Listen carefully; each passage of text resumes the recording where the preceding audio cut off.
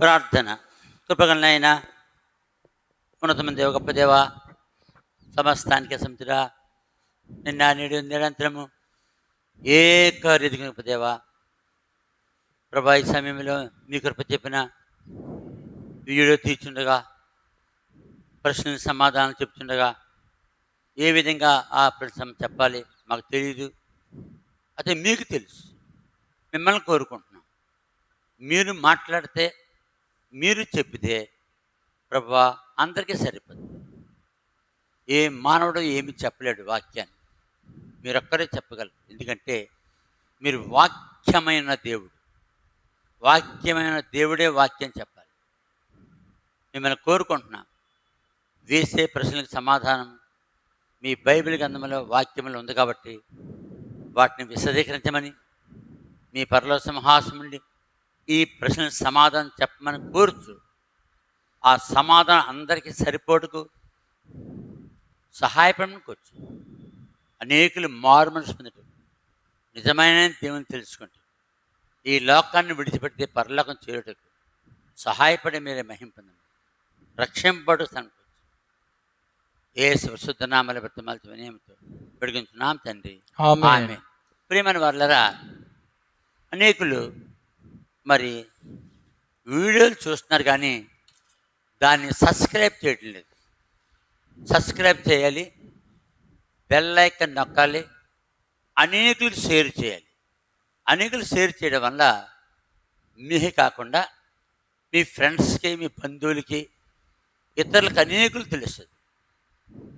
Share చేయడం వల్ల అది ఉపయోగం. మరి లైక్ చేయడం వల్ల ఎంతమంది చూస్తున్నారో మాకు తెలుస్తుంది. నా cell number 9989951839. Praise the Lord. Praise Lord daddy. Praise the Lord. దేవుని మహాకృపను బట్టి ఇంతవరకు కూడా అనేక ప్రశ్నలకి సమాధానం చెప్పారండి. మరలా యూట్యూబ్లో ప్రశ్నలు వేశారండి. ఆ ప్రశ్నలకి సమాధానం చెప్పండి. ఏంటి ఆ ప్రశ్న? ప్రశ్న ఏంటంటే 399 ప్రశ్న. 399. మెల్కీసెదెకు అంటే ఏమిటి? మెల్కీసెదెకు అంటే ఏమిటి? ఆయన ఎవరు? వాక్యం వివరించండి. మెల్కీసెదెకు అనే మాట మొట్టమొదట ఆది కాండము 14వ అధ్యాయంలో కనబడతాడు. అది గొప్ప యుద్ధం, అది గొప్ప యుద్ధం.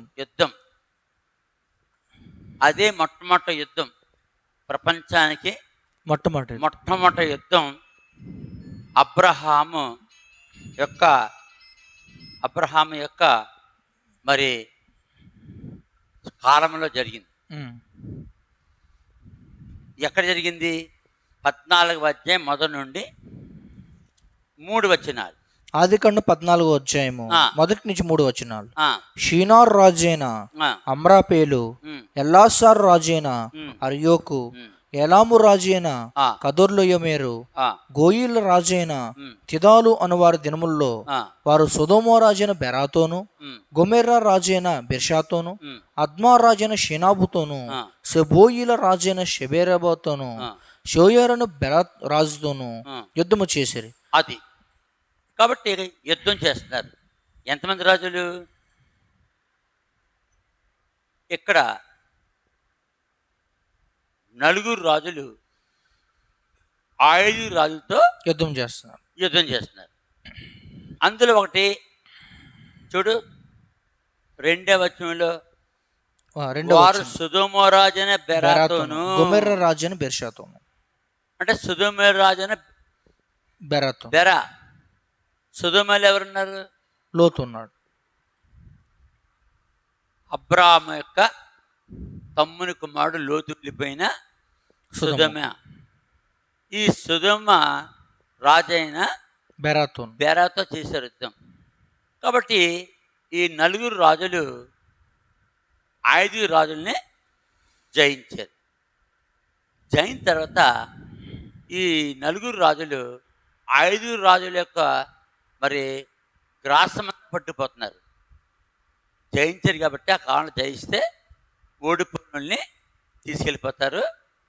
వారికి ఉన్న పశువుల్ని, మందల్ని, వారి భార్యలు, పిల్లల్ని మొత్తం అందరినీ చంపగా మిగిలిన వారిని చంపేస్తే చాలామందిని, మిగతా వాళ్ళని తీసిపోతారు. అలాగా ఈ యొక్క యుద్ధములో పరలోకం నుండి మెల్కీసెదెకు అనే వ్యక్తి దిగుతాడు. దిగడానికి కారణం ఏంటి? దిగడానికి కారణం కేవలం అబ్రాము వల్ల దిగాడు. అబ్రాము ఎందుకు వెళ్ళాడు యుద్ధానికి? ఈ యుద్ధానికి అబ్రాముకి సంబంధం లేదు. ఈ 4 రాజులు ఈ 5 రాజుల్ని జయించారు. కానీ ఆ యొక్క యుద్ధంలో అబ్రాము లేడు. కానీ ఎవరున్నారు? అబ్రాము యొక్క తమ్ముడు. అబ్రాము తమ్ముడు పేరు ఏం పేరు? నాహోరు. హారాన్ యొక్క అబ్రాము, నాహోరు, హారాన్ యొక్క కుమారుడు లోతు. చూడకుంది, చూడు వాక్యంలో చాలా స్పష్టంగా రాస్తుంది. 12వ వచనం. ఆదికాండము 14వ అధ్యాయము 11, 12 వచనాలు. 11, 12 వచనాలు. మరియు అప్పుడు వారు సొదొమ గొమొర్రాల ఆస్తి యావత్తును వారి భోజన పదార్థములన్నీ పట్టుకుని పోయిరి. అక్కడ ఏముంది? సొదొమ గొమొర్రాల రాజులు ఆస్తి యావత్తు వారు భోజన పదార్థములన్నీ పట్టుకుని పోయిరి. చూడు మరి 13వ అధ్యాయంలో ఎక్కడికి వెళ్ళాడినా? ఎవరు? లోతు. చాలా స్పష్టంగా ఉంది. ఏమని? వాక్యంలో చూడు. ఆదికాండము 13వ అధ్యాయము 10వ వచనం. లోతు తన కనులెత్తి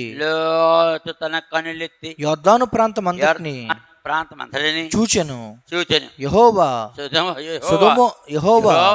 సొదొమ గొమొర్రా అను పట్టణములను నాశనం చేయకమునుపు సోయరుకు వచ్చి వరకు అదంతయు యెహోవా తోట వలన ఐగుప్తు దేశం వలన నీళ్లు పారు దేశమై ఉండెను. అది కాబట్టి లోతు తనకు యొర్దాను ప్రాంతమంతటిని ఏర్పరచుకుని తూర్పుగా ప్రయాణం చేశాను.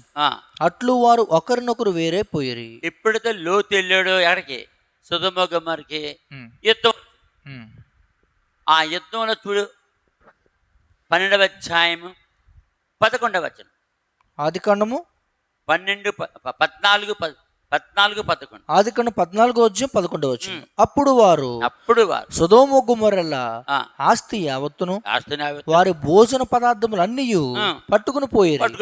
మరియు అబ్రాము సహోదరుని కుమారుడైన లోతు సొదొమలో కాపురముండెను గనుక అతని ఆస్తిని పట్టుకుని పోగా తప్పించుకున్నప్పుడు వచ్చి హెబ్రీడైన అబ్రాహామునకు ఆ సంగతి తెలిపాను. అది ఇప్పుడు లోతు ఎవరి యొక్క బంధువు? అబ్రామే. అప్పటిదాకా అబ్రాం బంధువు. అందుకని ఆ యుద్ధంలో తప్పించుకున్నప్పుడు లోతు అబ్రాము యొక్క మరి తమ్ముని కొడుకు కాబట్టి అబ్రాముకి ఆ విషయం తెలియజేశాడు. తెలియజేస్తే చూడు ఏమైంది? ఆదికాండం 14వ అధ్యాయము 14వ వచనం 13వ వచనం.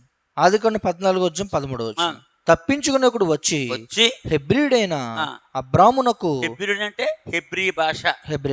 అబ్రామ్ దే భాష హెబ్రీ భాష. ఇక్కడ బైబిల్ అంతట్లో హెబ్రీ భాష అంటే ఎక్కడ వస్తుంది?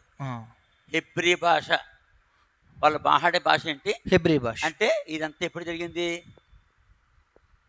ఆదికాండం 11వ అధ్యాయంలో భాషల తారుమారు అయిపోయిన తర్వాత, భాషలు ఎప్పుడు తారుమారే? బాబు లెక్క పెట్టాలి నువ్వు. భాషలు ఎప్పుడు తారుమారే? క్రీస్తు పూర్వము వేసుకో 2242లో భాషలు తారుమారయ్యాయి. అబ్రాము కాలం ఇప్పుడు క్రీస్తు పూర్వం 2000 తీసే 2242 నుంచి క్రీస్తు పూర్వము 2000 తీసేస్తే 242 అంటే భాషలు తారుమారైన 242 సంవత్సరాలకి వచ్చిందండి యుద్ధం. ఇది మొట్టమొదటి యుద్ధం ప్రపంచానికి. అప్పుడు అబ్రాము ఏ వంశం వాడు? హెబ్రీడు. భాష హెబ్రీ, వంశం కావాలి నాకు. ఆది కాండము 10వ అధ్యాయం మొదటి వచనం. ఆది కాండం 10వ అధ్యాయము ఆ. మొదటి వచనం. ఆ, ఇది ఉమ్, నోవహు కుమారులకు ఆ, షేము హాము షేము హాము యాపేతను వారి వంశావళి. యాపెతని వారి. వంశావళి. కాబట్టి అబ్రాము ఏ వంశవాడు?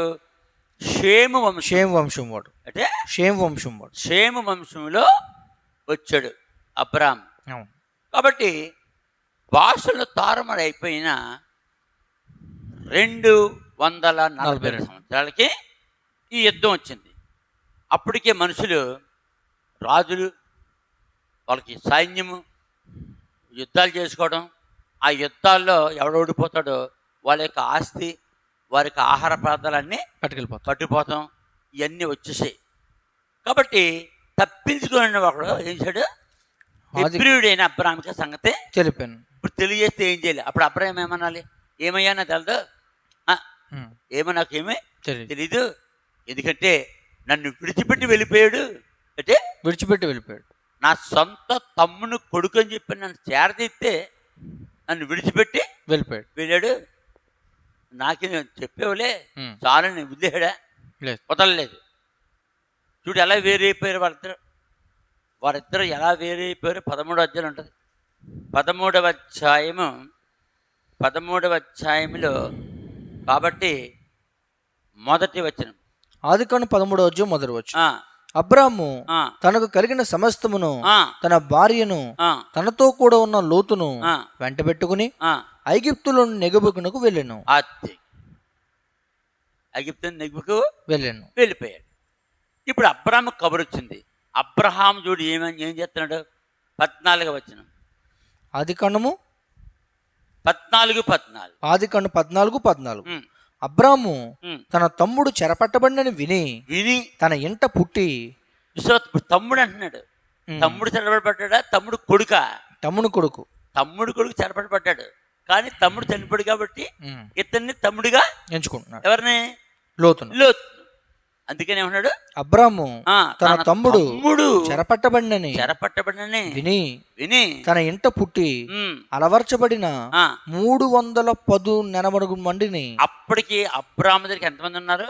318 మంది. ఇంట్లో పని వాళ్ళు మొగోళ్ళు ఎంతమంది ఉన్నారు? 318 మంది పనులు ఉంటే ఎంత ఆస్తి ఉంది, ఎంత ఆస్తి ఉందో రాశాడు అక్కడ. వారు కలిసి 6వ వచనం. ఆది కాండం 13వ అధ్యాయం 6వ వచనం. వారు కలిసి. వారంటే ఎవరు? లోతు అబ్రాము కలిసి. వారు కలిసి నివసించుటకు ఆ ప్రదేశము చాలకపోయాను. అంత ఆస్తి ఉందా? ఏముంది? అంత ఆస్తి. ఏ ఆస్తి ఉంది వాళ్ళకి? ఏ ఆస్తి ఉంది? 7వ వచనం. ఆది కాండం 13వ అధ్యాయం 7వ వచనం. అప్పుడు అబ్రాము పశువుల కాపర్లకు లోతు పశువుల కాపర్లకు కలహం పుట్టెను. చాలు. కాబట్టి ఎంత 318 మంది పనోళ్ళు. ఇంకా అబ్రాముకి పిల్లలు లేరు, ఏమీ లేదు. అంటే ఇంకా పిల్లలు లేరు. తనకు ఆస్తి అంతా 318 మంది పనోళ్ళు పనిచేయడానికి ఉన్నంత ఆస్తి ఉండాలి. ఆ ఆస్తి వల్ల వాళ్ళు వేరైపోయారు. ఇప్పుడు అందుకని అబ్రాముకి ఎంతమంది ఉన్నారు? ఇప్పుడు 318 మంది ఉన్నారు. యవ్వనస్తులు ఉన్నారట. ఎవరున్నారు? యవ్వనస్తులు. తర్వాత ఆది కాండం 14వ అధ్యాయం 15వ వచనం. రాత్రి వేళ అతడును అతని దాసులను వారికి ఎదురుగా మొనలు తీర్చి వారిని కొట్టి దమస్కునకు ఎడమ తట్టునున్న హోబా మట్టుకు తరిమి ఆస్తి యావత్తు తిరిగి తెచ్చి తన తమ్ముడైన లోతును, అతని ఆస్తిని, స్త్రీలను, ప్రజలను తిరిగి తీసుకుని వచ్చాను. ఇప్పుడు అబ్రాము దగ్గర సైన్యం ఎంత? 318 మంది. అబ్రాం రాజా షేట? అబ్రాం రాజా షేట? షేటికి రాజుకి తేడా ఏంటి? రాజు అంటే రాజ్యం పరిపాలిస్తాడు. దాని తర్వాత సైన్యం, మంత్రి, సైన్యాధిపతి అంటే ఉంటాయి. అబ్రాం రాజు కాదు. అప్పటికి 318 పనులు ఉన్నారంటే. అంటే మనకు కావాలని చెప్పాలంటే ఏమంటుంది? షేట్. కానీ ఎంతమందితో యుద్ధం చేశాడు అతను? ఒక్క అబ్రాము తమ్ముడైన లోతుని రక్షించడానికి అప్పటికే 4 రాజులు 5 రాజులను జయించారు. ఈ 5 రాజులు ఓడిపోయారు. గెలిచినంతమంది 4. వాళ్ళ పేరేంటి? 4 అమ్రాపేలు, దాని తర్వాత అర్యోకు, కదొర్లోమేరు, తిదాలు. ఈ 4 రాజులు చాలా బలమైన వాళ్ళు. ఈ 4 రాజులను జయించారండి అబ్రాము. అంటే 4 రాజులు. కారణం చెప్పాలి. అబ్రాము దేవుని చేత ఏర్పరచబడ్డాడు. అబ్రాముకి ఇచ్చిన వాగ్దానం ఏంటి? నీవు నా మాట వింటే నిన్నేను ఆశీర్వదిస్తాను. ఇప్పుడు ఆశీర్వాదం పొందినోడు ఓడిపోడు. ఆదికాండం 12:3. ఆదికాండం 12:3. నిన్ను ఆశీర్వదించు వారిని ఆశీర్వదించెదను, నిన్ను దూషించు వారిని శపించెదను. భూమి యొక్క సమస్త వంశములు నీ యందు ఆశీర్వదించబడిన. అబ్రాముకి తిరుగులేదు. 4 రాజులు జయించాడు. అసలు ఆ 4 రాజుల దగ్గర ఎవరు ఎంతమంది ఓడిపోయారు? 5 రాజులు ఓడిపోయారు. 5 రాజుల పేరు చెప్పు. బెర్షాతోను, షేనాబు, 3 షేనాబు, సెమెరబేతు, 4 షెమెబెరెతు, బెలారాజు, బెలా అనే రాజు. 5 రాజులు ఓడిపోయారు 4 రాజుల దగ్గర. ఆ 4 రాజులను జయించేశాడండి ఎవరు? అబ్రాము. కారణం దైవశక్తి. ఏ శక్తి? దైవశక్తి ఉంది. అక్కడ ఉంది చూడు 16వ వచనంలో. ఆదికాండం 14:16. ఆస్తి యావత్తు తిరిగి తెచ్చి తన తమ్ముడైన లోతును అతని ఆస్తిని స్త్రీలను ప్రజలను తిరిగి తీసుకుని వచ్చాడు. పట్టుకొచ్చాడు. మొత్తం పట్టుకొచ్చిన తర్వాత 17వ వచనం. ఆదికాండం 14:17. అతడు కదొర్లాయోమెరును అతనితో కూడా ఉన్న రాజులను ఓడించి. ఇక్కడ నా దగ్గర హతము చేశానుంది. నా బైబిల్ ఏముంది? హతము చేసి. ఎవరు హతము చేశారు? అబ్రాము ఎవరిని చంపేశాడు? కదొర్లాయోమెరును అతనితో కూడా ఉన్న రాజులను ఓడించి నా దగ్గర హతము చేసి 4 రాజులు చంపేసి తిరిగి వచ్చినప్పుడు సొదొమ రాజు అతన్ని ఎదుర్కొంటకు. సొదొమ రాజు ఎవరు? ఓడిపోయినాడు. ఈ 4 రాజుల దగ్గర 5 రాజులు ఓడిపోయారు కదా. 5 రాజులు ఒక రాజు ఎవరు? సొదొమ రాజు. ఆ సొదొమ రాజు వచ్చాడు ఎవరి దగ్గరికి? అబ్రాము దగ్గరికి. ఎందుకు వచ్చాడు?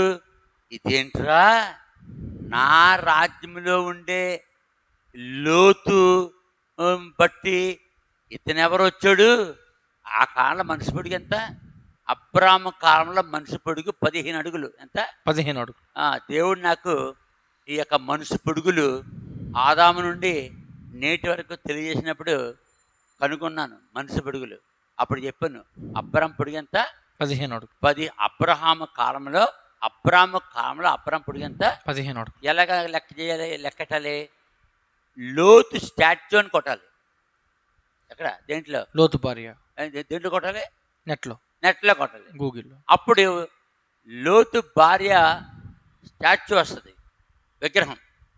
ఆమె పొడుగు 15 అడుగులు. అందుకని లోతు కాలం వాడు అబ్రాము కాలం వాడు లోతు భార్య. లోతు భార్య 15 అడుగులు ఉంటే మరి అబ్రాము ఉంటాడు 15.5 ఉంటాడు. ఇంకా ఆడల కంటే మొగలు పొడుగుంటారు కదా. కాబట్టి దాని లెక్క చూసుకుంటే 15.5 ఉండడం వల్ల. కాబట్టి ఆ కాలంలో మిగతా వాళ్ళు కూడా అంత ఉంటారు కదా. అంతే. కాబట్టి ఇప్పుడు ఏమైంది? ఎప్పుడుతో జయించేసి చంపేశాడు ఎవరిని? 4 రాజులు చంపేశాడు. ఇక మిగతా 5 రాజులు వాళ్ళు ఓడిపోయిన వాళ్ళు కాబట్టి వాళ్ళు చేతులు కట్టేసి నడిపించంటారు. ఇంకా వాళ్ళు ఏం చేయలేరు. ఇప్పుడు ఏం జరిగింది? లోతు ఎక్కడ నివసిస్తున్నాడు? సొదొమ గుమర్రా. ఆ లోతుని బట్టి ఆ లోతు నివసించే ప్రదేశపు రాజు పేరు బెరా. అంటే బెరాతో సొదొమ రాజు అయిన బెరా.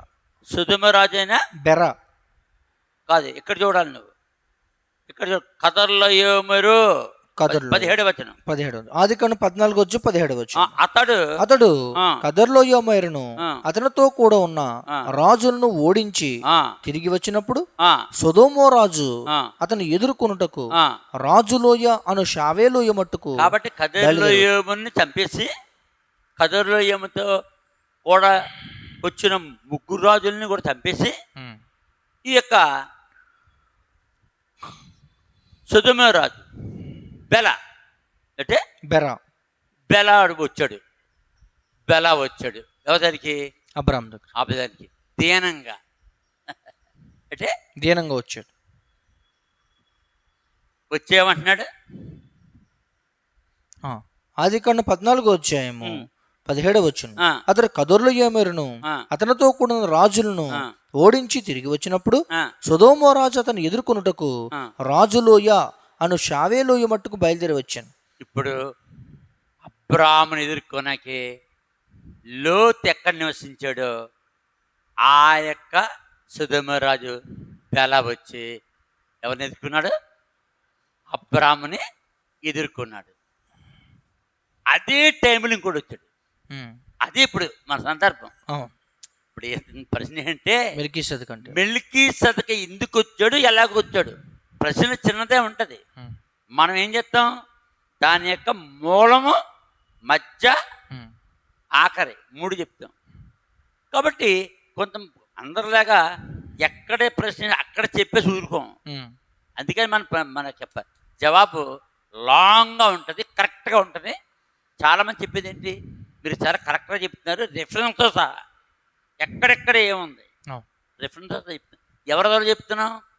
చెప్పేది మనం కాదు, దేవుడు. మనం ఎవరి పాదరపడ్డాం? దేవుని మీద. ప్రశ్నలకు సమాధానం చెప్పడానికి ఎవరి పాదరపడ్డాం? దేవుని మీద. దేవుని పాదరపడ్డాం, దేవుని వాక్యం పాదరపడ్డాం. వాక్యాన్ని ఎన్నిసార్లు చదివాం అనేప్పటికీ ఈ వీడియో తీస్తున్నప్పుడు మాత్రం దేవుడే మాట్లాడతాడు. అప్పుడు నాకు తెలియని విషయాలు కూడా తెలుస్తుంది. చెప్పండి, తెలుస్తుంది. ఇప్పుడు నాకు తెలిసింది. ఇప్పుడు గొప్ప విషయం ఒకటి నాకే తెలిసింది. ఎవరు చెప్తున్నారు? దేవుడు. అంటే ఎవరైతే ప్రశ్న వారికి చెప్తూ జవాబు చెప్పడానికి కూర్చొని నాకు కూడా దేవుడే తెలియజేస్తాడు. మరి ఇంకేంటి మహిమ ఎవరికే? దేవునికి. ఆ దేవునికే. ఇప్పుడు బెలాన రాజు వచ్చాడు, సొదొమ రాజు వచ్చాడు. అదే సమయంలో ఇంకొక వ్యక్తి వచ్చాడు. చూడు, ఆదికాండం 14:18 మరియు షాలేము రాజు అంటే ఈ రాజుతో అంటే అర్థమేంటి? సొదొమ రాజుతో పాటు జరిగింది. ఏం జరిగింది? సొదొమ రాజు వచ్చాడు. సొదొమ రాజు అని బెల వచ్చాడు. ఎవరిని బట్టి వచ్చాడు? అబ్రాహామును బట్టి. ఎవరిని బట్టి వచ్చాడు? లోతుని బట్టి.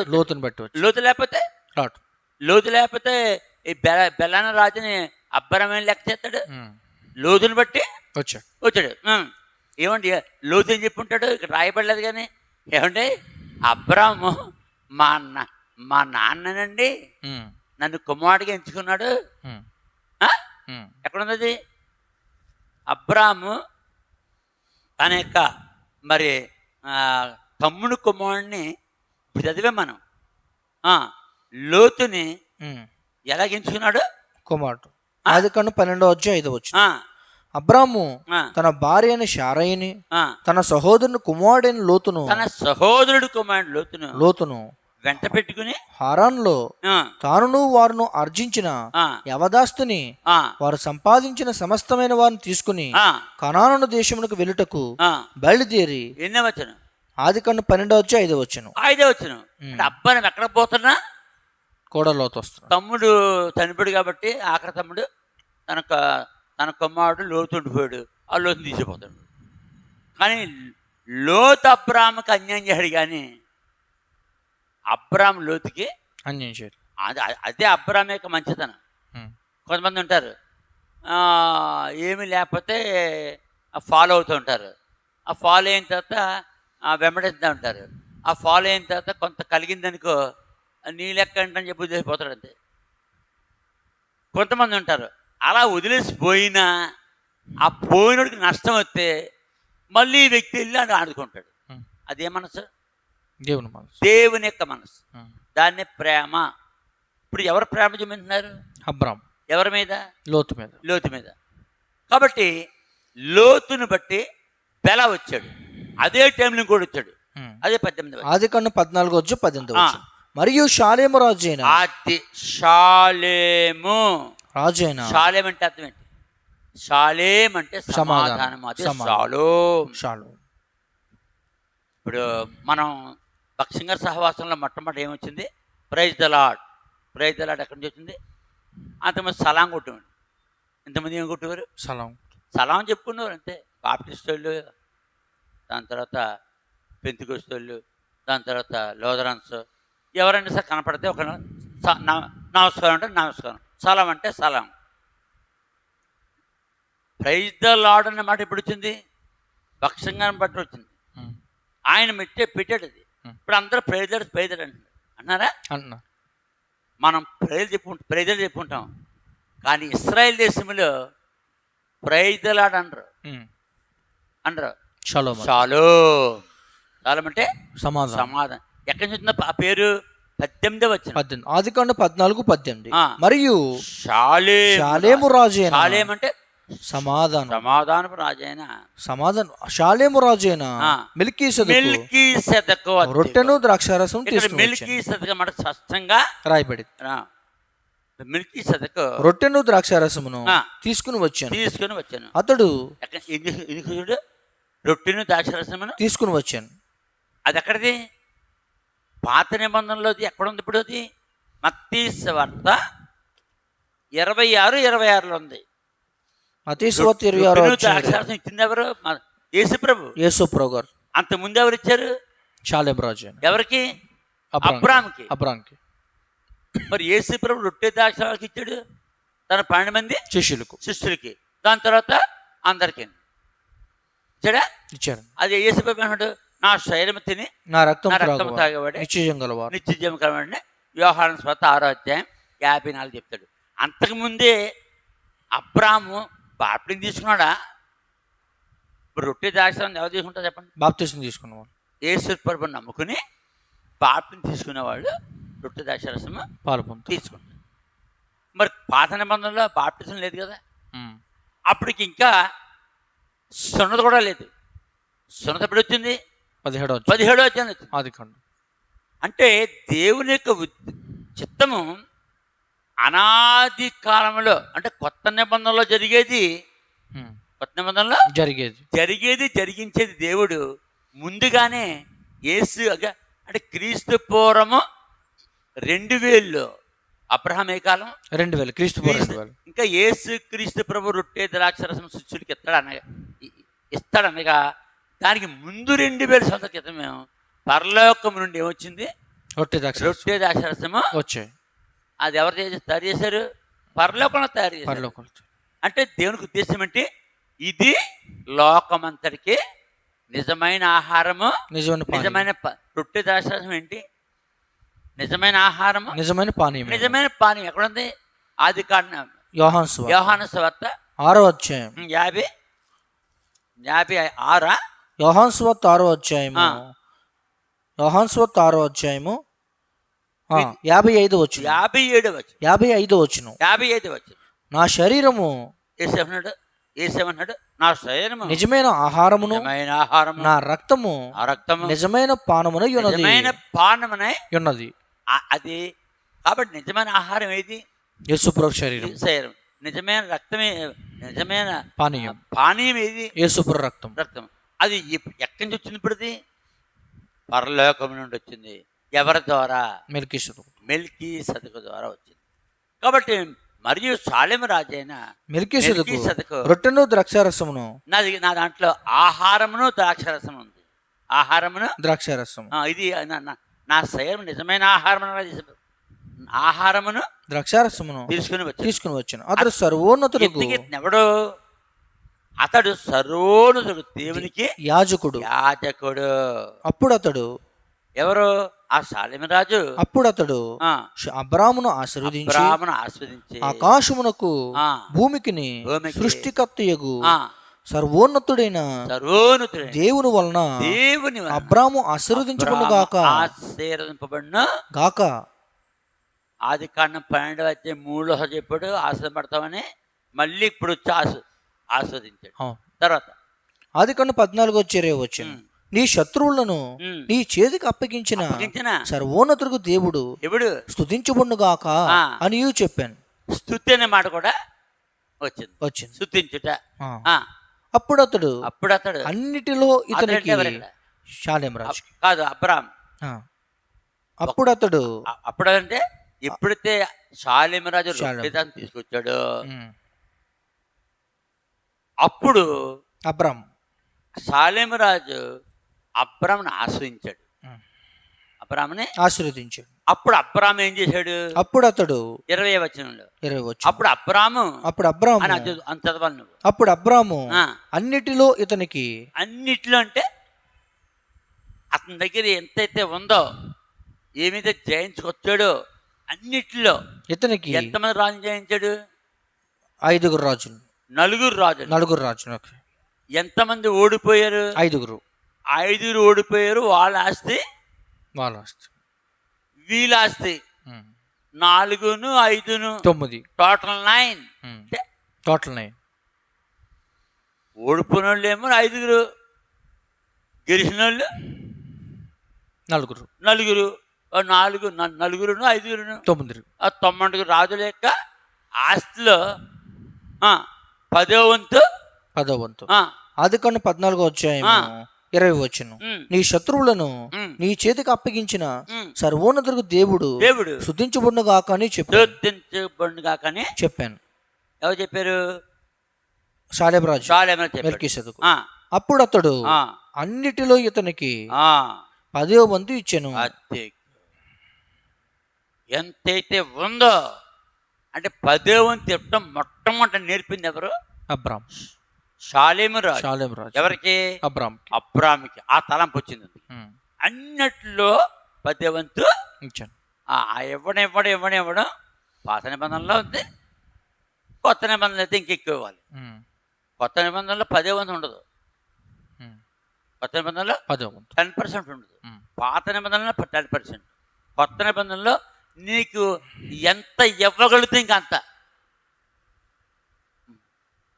మొదటి కొరింది 8వ అధ్యాయం 9 చదివితే ఎంత ఇవ్వగలిగితే అంత ఇచ్చే. కాబట్టి ఈ 10వ వంతు ఇచ్చేశాడు. 10వ వంతు ఇచ్చేశాడు. ఇప్పుడు ద్వితీయోపదేశకాండం 14వ అధ్యాయం 22వ వచనం చదువు. ద్వితీయోపదేశకాండం 14వ అధ్యాయం 22వ వచనం. ద్వితీయోపదేశకాండం 14:22 వచనం. ప్రతి సంవత్సరమున నీ విత్తనములు పంటలో నీ విత్తనములు పంటలో దశమ భాగము ఆవశ్యముగా వేరుపరచవలను. ఎక్కడిది? అబ్రాము షాలేం రాజుకి ఇచ్చింది. ఏ కాలంలో చెప్తున్న వాళ్ళని? ద్వితీయోపదేశకాండం ఏ కాలం? మోషే కాలం. మోషే కాలానికి అబ్రాము కాలం తేడా ఎంత? 500 సంవత్సరాలు. క్రీస్తు పూర్వం 2000 అబ్రాము, 1500 మోషే. క్రీస్తు పూర్వం 1500 మోషే. 2000 నుంచి 1500 చేస్తే 500 సంవత్సరాలు. 500 సంవత్సరాలు అయిపోయే వరకు ఎవడు 10వ వంతు ఇచ్చిన వాళ్ళే లేరు. 10వ వంతు ఇస్తానని ఇంకొకరు చెప్పారు ఆది కాండంలో 28వ అధ్యాయంలో. ఎవరికి? దేవునికి. ఎవరు? యాకోబు.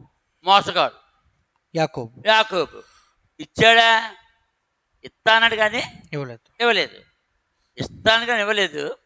కానీ అబ్రాము తర్వాత ద్వితీయోపదేశకాండము 14:22లో దేవుడు మరి చెప్తున్నాడు. ఎవరికి? ధర్మశాస్త్రం. ఏం చెప్తున్నాడు? అది ద్వితీయోపదేశకాండం 14:22 వచనం. ప్రతి సంవత్సరమున నీ విత్తనములు పంటలో దశమ భాగమును ఆవశ్యముగా వేరుపరచవలెను.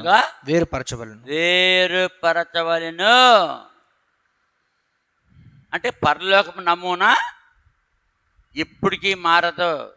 ఈ దశమ భాగం ఎక్కడి నుంచి వచ్చింది?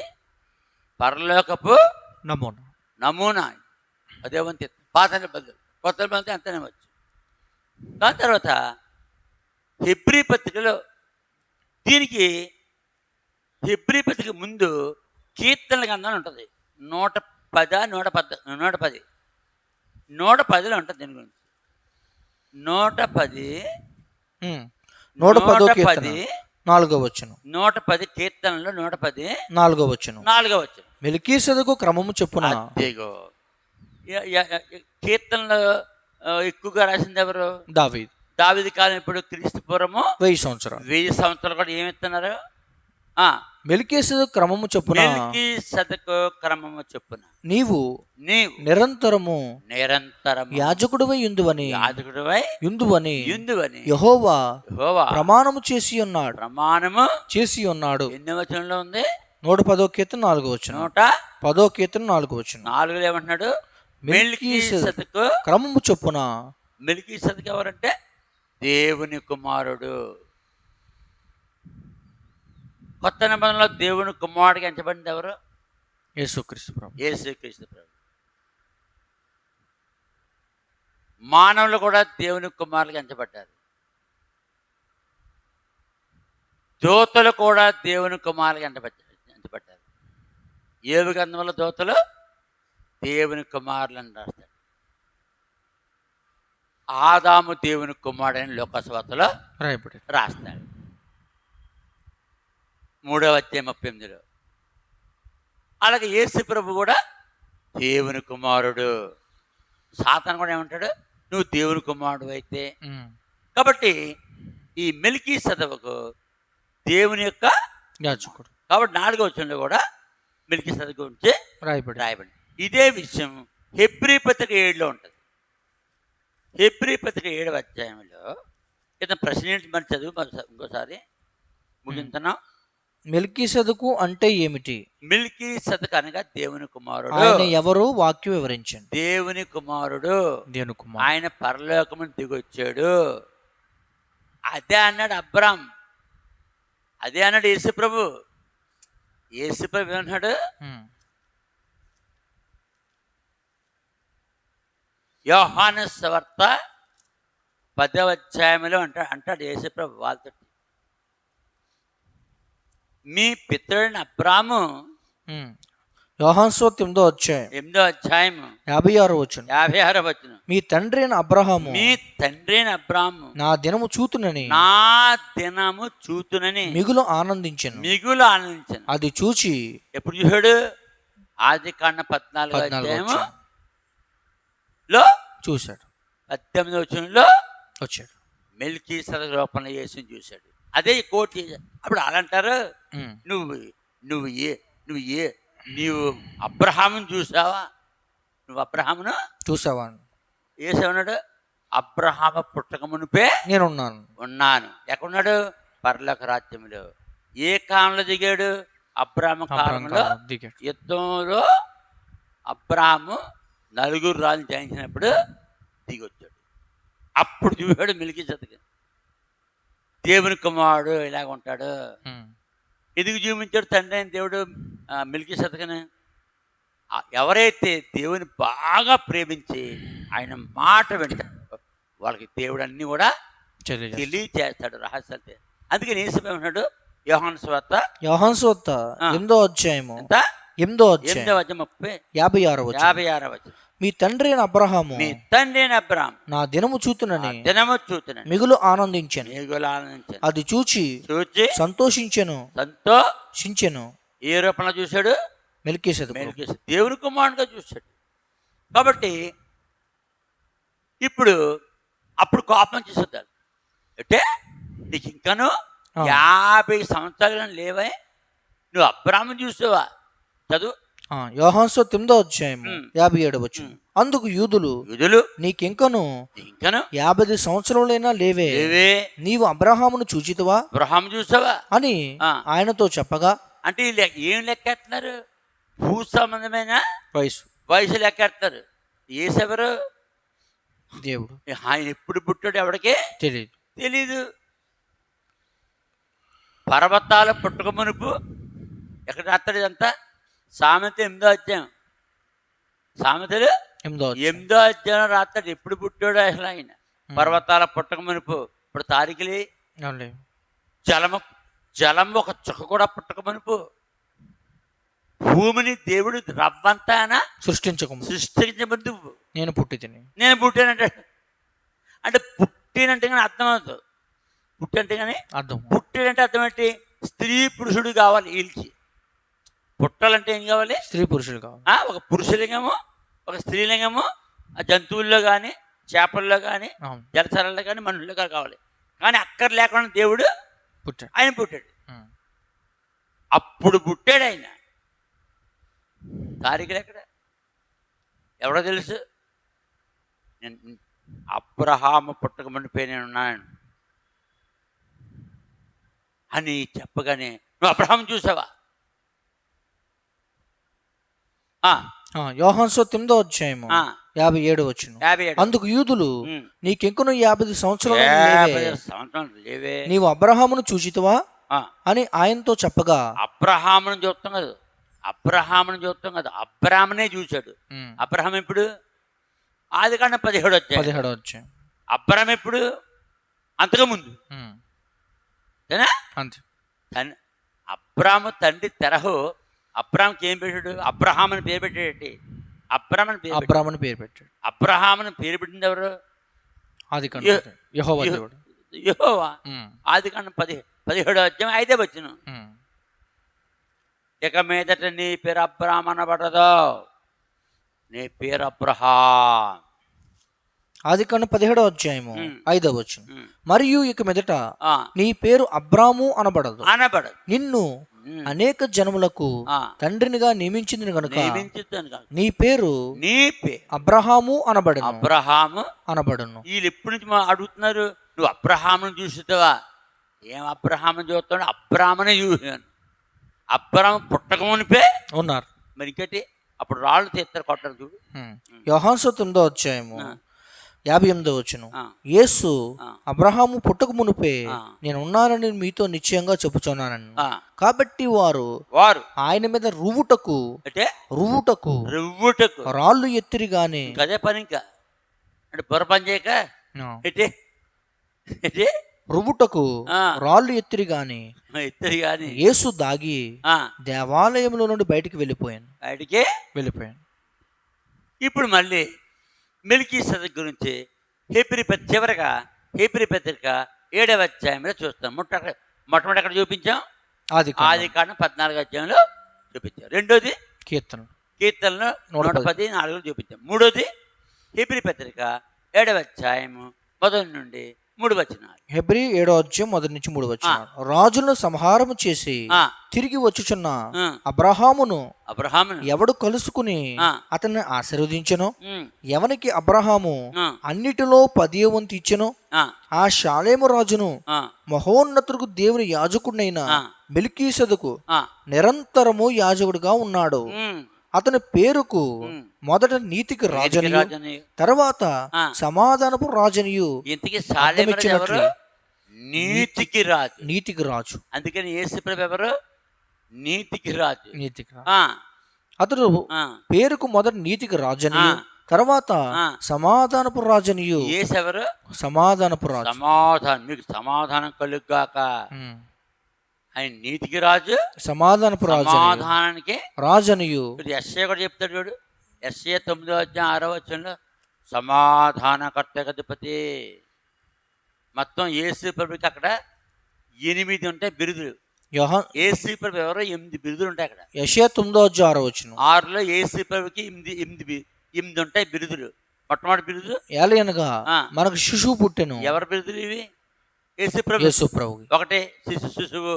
మనకు కుమారుడు అనుగ్రహించబడెను. 2 ఆయన భుజం మీద రాజ్యభారం ఉండును. 3 ఆశ్చర్యకరుడు. 4 ఆలోచనకర్త.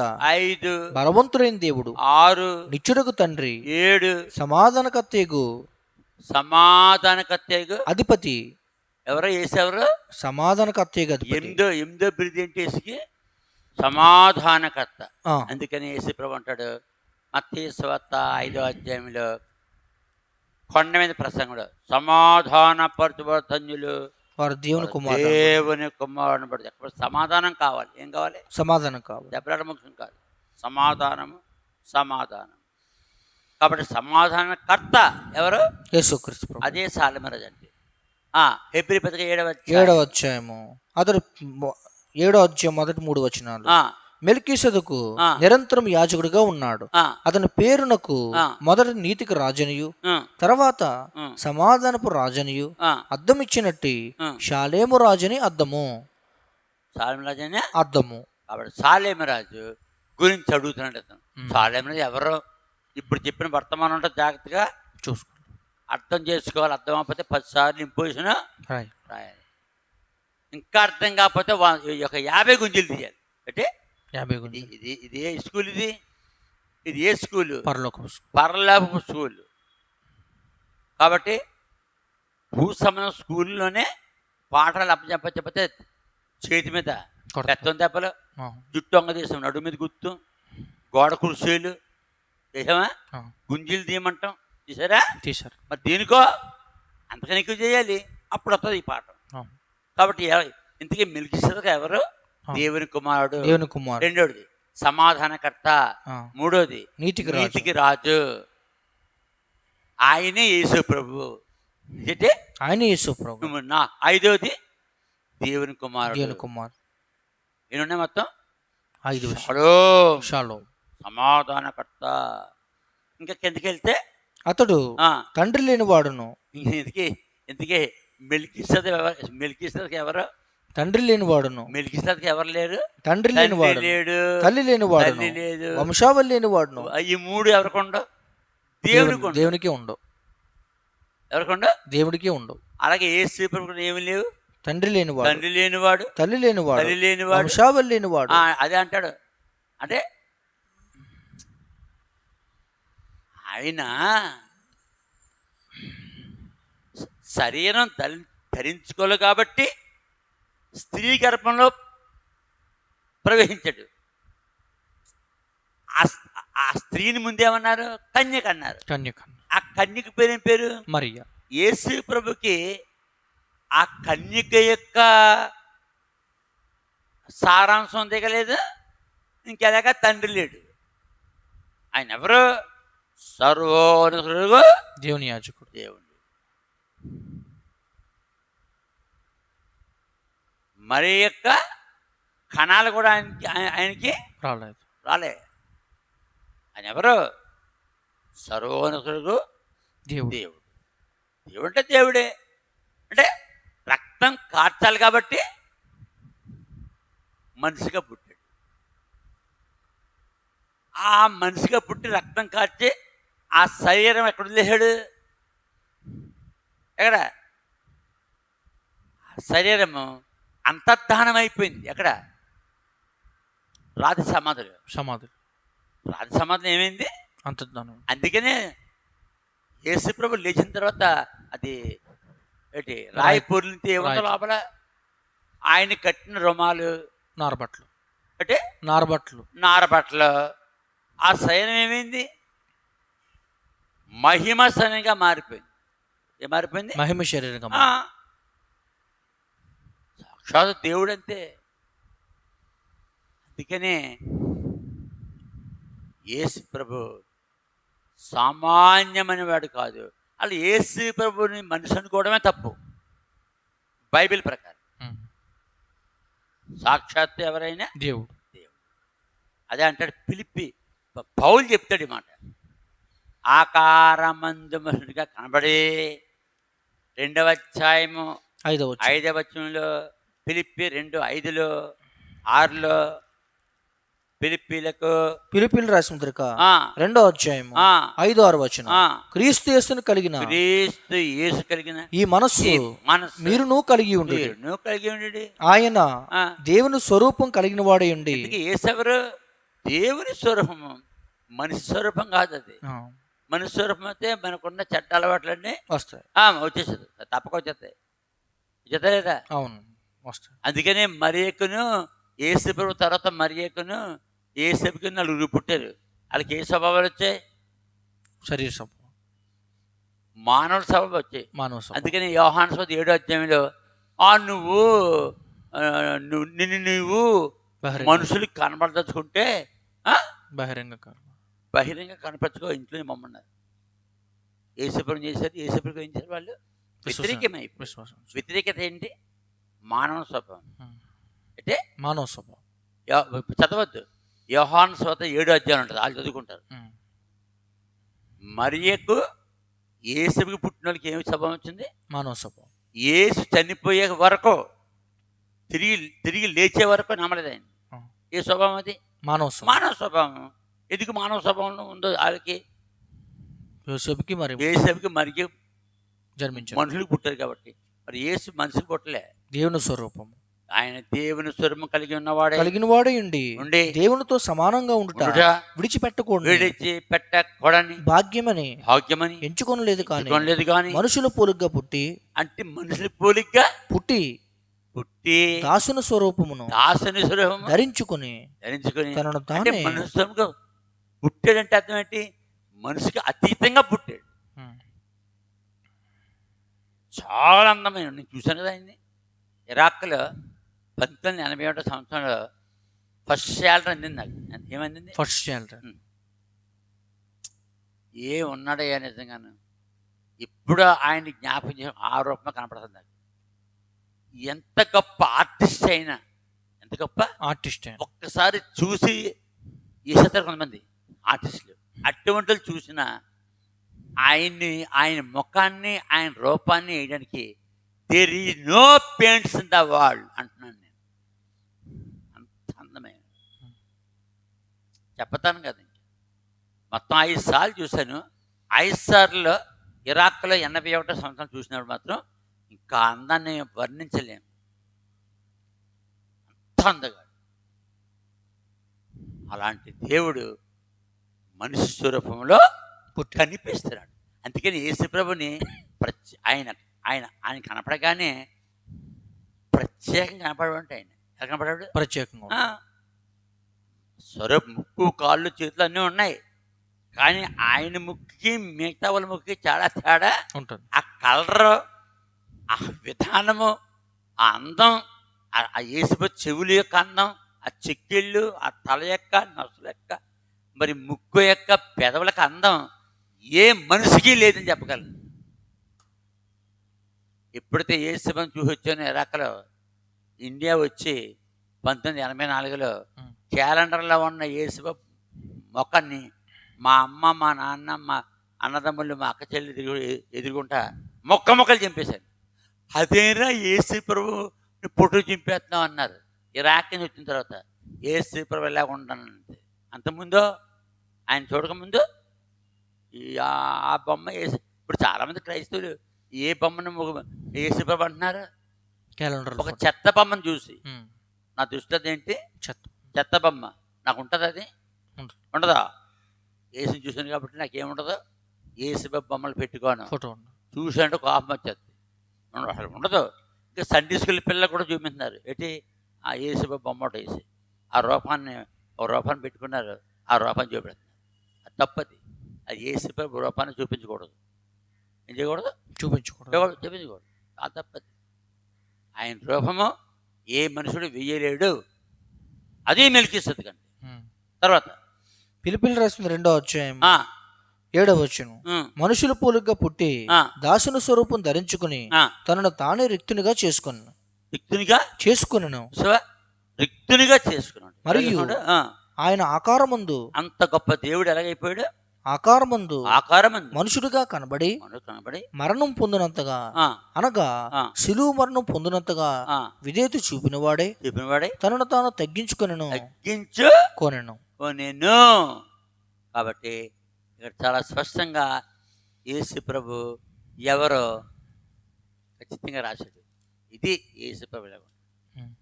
కాబట్టి హెబ్రీ పత్రిక 7వ అధ్యాయం 6వ వచనం 10వ వచనం. హెబ్రీ పత్రిక 7వ అధ్యాయం 6వ వచనం 10వ వచనం. వారితో సంబంధించిన వంశావళి లేనివాడైన మెల్కీసెదెకు అబ్రాహామునొద్ద 10వ వంతు పుచ్చుకొని వాగ్దానములు పొందిన వారిని ఆశీర్వదించెను.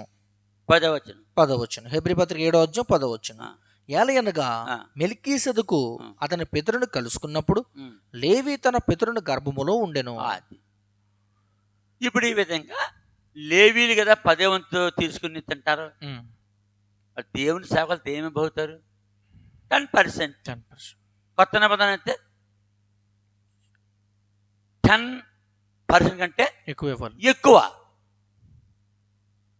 కొత్త నిబంధన 10% లేదు, ఎంతనే వచ్చాక. కానీ పాత నిబంధన మాత్రం కనీసం 10% అన్నా ఇవ్వాలి. ఇవ్వండి. కాబట్టి ఈ యొక్క అబ్రాము కాలంలో మెల్కీసెదెకును చూశాడు. ఆయన దేవుని కుమారుడు, ఆయనకి వంశావళి లేదు. వంశావళి లేదు. కానీ భూ సంబంధంగా యేసుప్రభుకి వంశావళి మత్తయి 1:10 తీయద్దు, వాళ్ళు చదువుకుంటారు, వాళ్ళు వీడియోలు అందరూ లోకస్వార్త 3వ అధ్యాయం రాశాడు. అది యేసుప్రభు చల్లదంటాను నేను. ఇంకా ఆత్మీయ పైకి వెళ్ళి కొలిది ఏమంటాను, చల్లదు. అది చల్లదు. అది ఆయన వంశావళి లేనివాడు. దేవునికి వంశావళి ఏంటి అంటే దేవునికి రక్తం కాచడానికి, మనిషిగా పుట్టడానికి మరియ నుంచి వెనక్కి లోకస్వార్తలో యేసేపు నుంచి వెనక్కి మత్తయి సువార్తలో రాశారు. రాయాలని రాశారు. అందుకనే ఆ వంశం గజిబిజిగా ఉంటుంది. అది పట్టుకుని క్రీస్తు వ్యతిరేకులు యేసుప్రభు వంశావళి మత్తయి సువార్త ఒకలాగా ఉంది, లోకాల్లో ఒకలాగా ఉంది, తప్పు అంటాడు. అసలు ఆ రెండు కూడా అక్కర్లేదు యేసుప్రభుకి. ఆయన వంశావళి లేనివాడు, తండ్రి లేనివాడు, తల్లి లేనివాడు, తల్లి కూడా లేదు. అందుకే చూడు ద్రాక్షరసం అయిపోయింది అంటది. ఏ విందు అది? కానా పెండ్లి విందులో. అప్పుడు అక్కడ ఇంగ్లీష్లో ఉంటుంది ఒక మాట, ఓ ఉమెన్. ఓ ఉమెన్ అంటే ఓ స్త్రీ. నాతో తల్లి అయితే తల్లిని స్త్రీ అంటే ఉప్పు ఉంటుందా? స్త్రీ తల్లి ఉప్పు ఉంటుందా? స్త్రీ అంటే దవడతో కొట్టదు. మరి ఎందుకు మాట్లాడలేదా మనిషి? ఎందుకు మాట్లాడలేదు? అసలు ఆమె తల్లే కాదు యేసుప్రభుకి. అంటే తల్లే మరి ఆత్మీయంగా ముందుకెళ్తే ఇంకా ఆ మరియ యేసుప్రభు తల్లే కదా అసలు నేను చెప్పాలంటే. అంతే, తల్లే కాదు. అందుకని ఓ ఉమెన్ ఊరుకో. ఇంకా ఆ మరియను పట్టుకుని సైతన్ గాడు చేశాడు రోమన్ క్యాథలికులకి. ఇంకా మరియే వాళ్ళకి గతి. అదే రోమన్ క్యాథలికులు ఒకటో పరలోకం చేయాలి. ఎందుకు? వాళ్ళు మొక్కేది మరియని. మరియే రికమెండేషన్ చేస్తే యేసుప్రభుకి వెళ్ళాలి. గుండ్లు గించుకోవడం, అగరొత్తులు, కొవ్వొత్తులు, పువ్వులు, అన్ని రకాల సైతాన్ ఆచారాలు పెట్టేస్తాయి. కాబట్టి ఇప్పుడు మెల్కీసెదెకు అర్థమైంది. ఇందుకే పేరేంటి? అసలు పేరు చెప్పకుండా మర్చిపోయాం. ఎవరు ఈ వ్యక్తి? పర్వతం రామస్వామి గారు. కాబట్టి పర్వతం రామస్వామి గారు తెలుసుకోవాలి. మెల్కీసెదెకు అంటే ఏంటి? ఆయన తల్లి లేనివాడు, తండ్రి లేనివాడు, వంశావళి లేనివాడు, ఆది అయిన జీవితకాలానికి ఆది గాని జీవమునకు అంతము లేనివాడు అంటే అర్థం ఏంటి? ఆది అంతము అల్ఫా ఒమేగా ఆయనే ప్రభువు. ఆది అంతము అల్ఫా ఒమేగా ఆయనే ప్రభువు. ఆయనయేగా రానున్నవాడు శక్తిమంతుడు. ఆయనయేగా రానున్నవాడు శక్తిమంతుడు. శక్తిమంతుడు. జయమాని పాడు, జయమాని పాడు, ప్రభు యేసు నాకే. మహాదేవుండు విశ్వవిధాత రక్షకుడాయనే. సియన్కి తల్ల బైబిల్ ప్రతి మాటకి పాట ఉంటుంది. అది భక్సింగ సహవాసుల ఘనత. మరి ఏంటో మళ్ళీ దానికి పాటలు రావు. ఎవరికి? భక్సింగర్ పాటలు రావు, పాటలు పాడు. ఏం పాటు? భక్సింగర్ ఇప్పుడు పాటలు పాడలేదు. నేను చూశాను స్టేజ్ మీద అలా కూకుంటాడు అంతే. మళ్ళీ నెంబర్లు చెప్తుంటాడు, మళ్ళీ పాట నెంబర్లు చెప్తుంటాడు. కానీ పాటలు వచ్చి వర్తమానం అంతే. ప్రార్థన వర్తమానం. ఎవరు? భక్సింగర్ పాటలు పాడు. కాబట్టి మెల్కీసెదెకు అంటే దేవుని కుమారుడు, అంటే దేవుడే. చెప్పాలి. దేవుడే భూలోకంలో యేసు ప్రభుగా పిలవబడ్డాడు. వచ్చాడు. ఆది కాండంలో 14వ అధ్యాయం, ఆది కాండం 14వ అధ్యాయంలో పరలోకమును దిగు. అలాగే యేసు ప్రభు కూడా ఏమంటున్నాడు, నేను పరలోకం దిగొచ్చాను. యోహాను సువార్త 3వ అధ్యాయం 13వ వచనం, నేను పరలోకం దిగొచ్చాను. యోహాను సువార్త 3వ అధ్యాయం 13వ వచనం, మరియు పరలోకము నుండి దిగి వచ్చిన వాడే, అనగా పరలోకము నుండి మనుష్య కుమారుడు తప్ప పరలోకమునికి ఎక్కిపోయిన వాడెవడనూ లేడు. ఇప్పుడు యూదులు ఏమంటున్నారు, ఇది మా కళ్ళ మీద పుట్టాడు మరీకు పరలోకం దిగొచ్చేంటి కొట్టంటారు వాళ్ళతో. కరెక్ట్గా చెప్పాడు యేసు, నేను మరీ గర్భం నుంచి కూడా రాలేదు అంటే మరీ గర్భం నుంచి రాలేదు. అందుకనే తన ఎవరికాలం 30 సంవత్సరం వయసులో కంపులు చేశాడు. అంటే తల్లిని, అప్పటికే తండ్రి ఏమైపోయేటప్పటికి తన 12వ వయసు వచ్చిన తర్వాత తండ్రి ఏమైపోయాడు తెలియదు. ఇక తన 30 సంవత్సరం వయసులో తల్లి లేదు, తండ్రి పిల్లలు అన్నదమ్ములు లేరు, అక్కడ ఎవరు లేడు. ఇంకా ఎవరైతే దేవుని వాక్యం వింటున్నారో అంగీకరించారో వాడైనా తల్లి, వాడైనా తండ్రి, వాడైనా సహోదరుడు సహోదరుడు తేల్చే అంటే నిజమైన దేవుడు. నేను పరలోకముండి దిగి వచ్చిన ఆయనే మీరు చూశారు. కాబట్టి రామస్వామి గారు ఎవరు? పర్వతం రామస్వామి గారు ఈ సంగతి తెలుసుకోవాలి. ఇలాగే ఆయన వలె ఎంతమందికి అయితే ఉందో ఈ మెల్కీసెదెకును తెలుసుకోవడానికి ఇది కంప్లీట్గా ఇచ్చాం. వర్తమానం దేవుడు వాక్యాన్ని ఏం చేశాడు పూర్తిగా. ఆది కాండము, నెక్స్ట్ కీర్తనలు, నెక్స్ట్ హెబ్రీ, దాని తర్వాత యోహాను సువార్త ఉన్నాయా ఎన్నట్లు కూడా మత్తయి సువార్త, లూకా సువార్త ఎన్నట్లు కూడా దీని గురించి రాస్తాను. ఇక్కడితో ఈ వీడియో మరి పూర్తి చేస్తాను.